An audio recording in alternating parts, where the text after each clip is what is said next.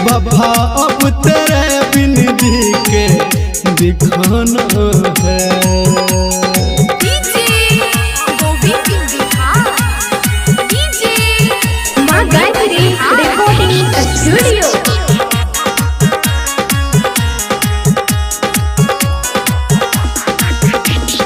रोता हूँ मैं छुप छुप कर अब तो रातों में, सोचता हूँ क्यों पड़ गया मैं तेरी बातों में।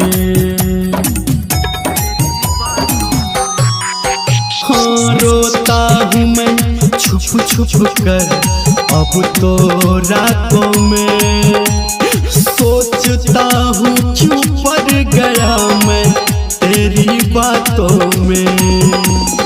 अब किसी को नहीं अश्क दिखाना है, अब किसी को नहीं अश्क दिखाना है। बेवफा अब तेरे बिन जी के दिखाना है। बेवफा अब तेरे बिन जी के दिखाना है।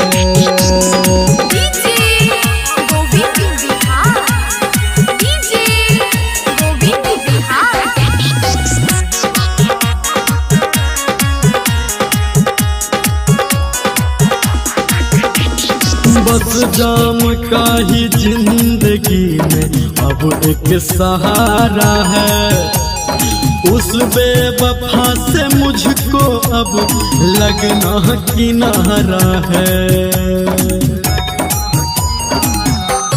हाँ बस जाम का ही जिंदगी में अब एक सहारा है, उस बेवफा से मुझको अब लगना किनारा है। अब किसी को नहीं नहाना है, अब किसी को नहीं नहाना है।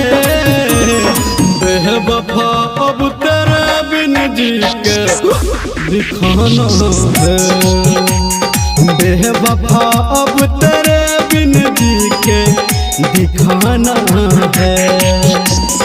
अब किसी से